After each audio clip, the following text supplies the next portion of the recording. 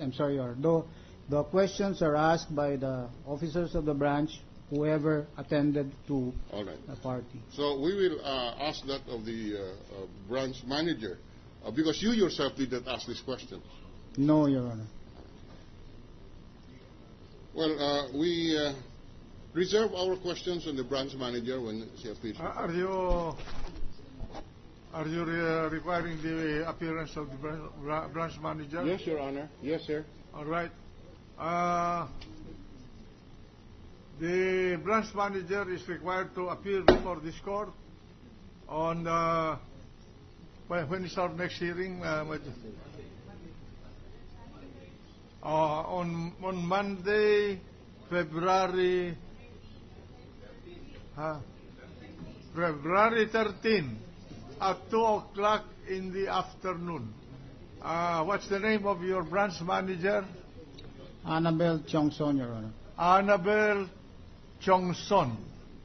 Yes, Your Honor. All right. Kindly notify her, since you're the boss of Annabelle Chongson, you bring her to this court at 2 o'clock in the afternoon of February 13, 2012, to testify in this court regarding the accounts involved.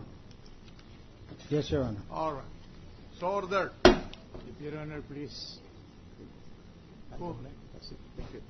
The gentleman from Cebu. Thank you, Mr. President. Mr. Garcia, pag binasa ho ninyo yung subpoena, ang nakasulat po, ad testificandum at saka duces tecum. So you're not allowed to limit or provide the court with an answer that say you are limited merely to the information on the documents that you are asked to bring, because you're also asked to testify as to your personal knowledge. Is that clear?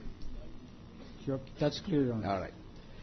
Ngayon, yung practice sa bangko, magdideposito po ng isang tao ng pera, pagkatapos medyo malaki, mababa naman yung binabayaran ng interest, so nagsishift yan. You have other financial instruments, certificates of deposit, UITF, Unit Investment Trust Funds, etc. So, yung original subpoena po ng ni-request ng mga prosecutors sa Senate, kasama po yan. However, the Senate simplified it merely to mention bank accounts. Ngayon po, will you confirm that there are other instruments that is available to in your bank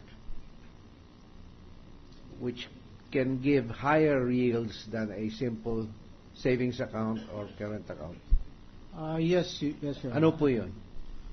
It could be peso time deposits, prime time deposits, 5-year time deposits. Alright.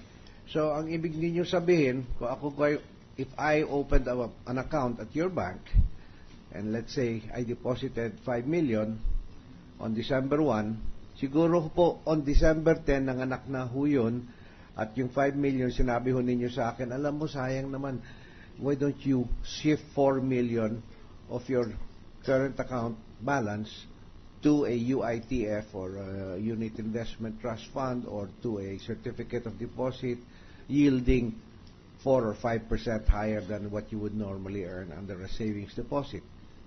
Is that more or less an accurate Yes, story? in terms of concept, Your Honor, but just to be clear about it, we do not offer UITF funds.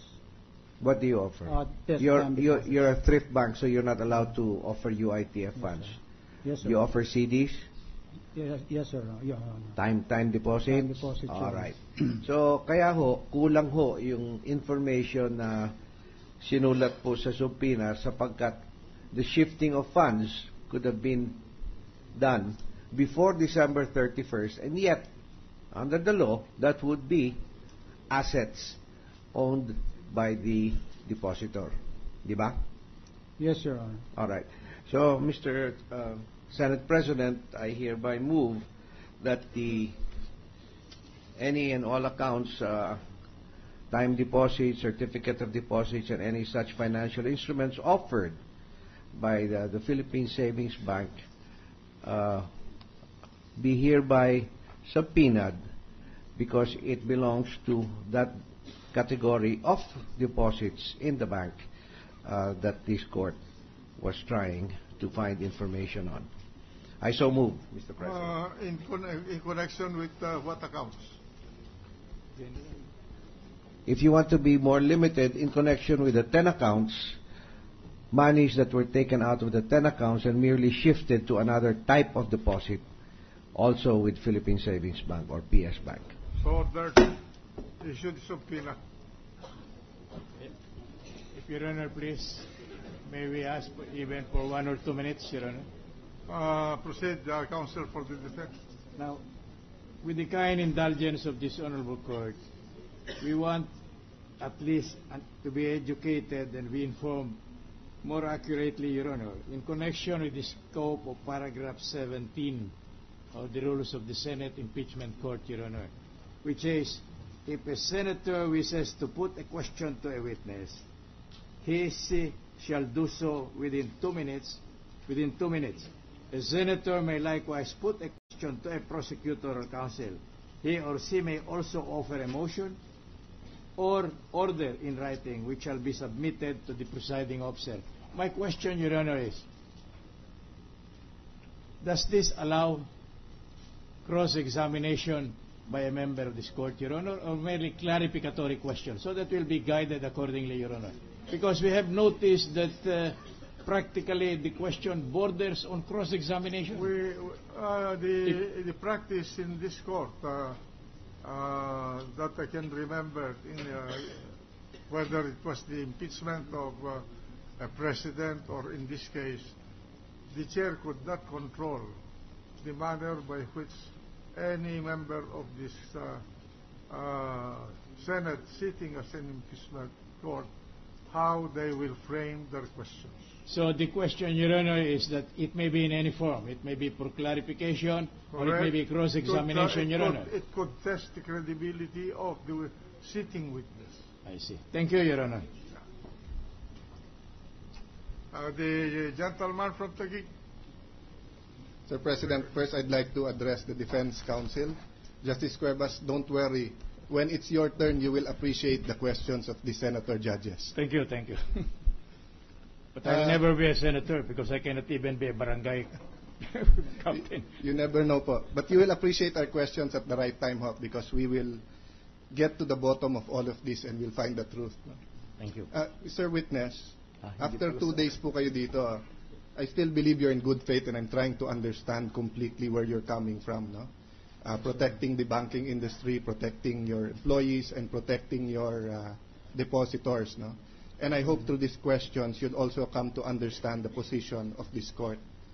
Unang-una po, nung nakuha niyo yung subpoena, pinaliwanag din ho ba sa inyo yung basis o yung resolution na nilabas namin na pinapayagan yung subpoena na to?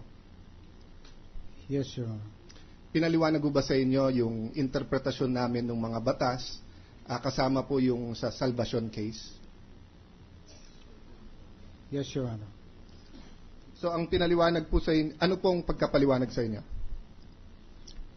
With respect to the salvation Diba, case, sir? sa 1405, we're all very clear na pag impeachment cases, pwede kayo mag-testify on peso accounts. So wala sino man sa depositors nyo nga angal doon dahil alam nila yun ang batas.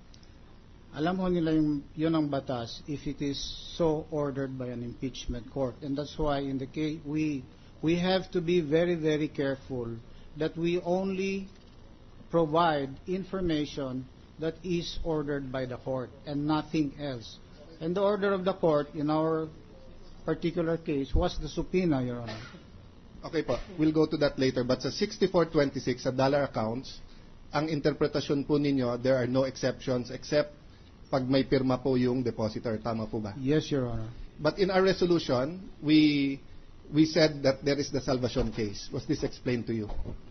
Yes, Your Honor. Paano po ang pagkaintindi o pagkapaliwanag sa inyo? The Salvacion case, Your Honor, is a case of garnishment. The account holder was a foreign.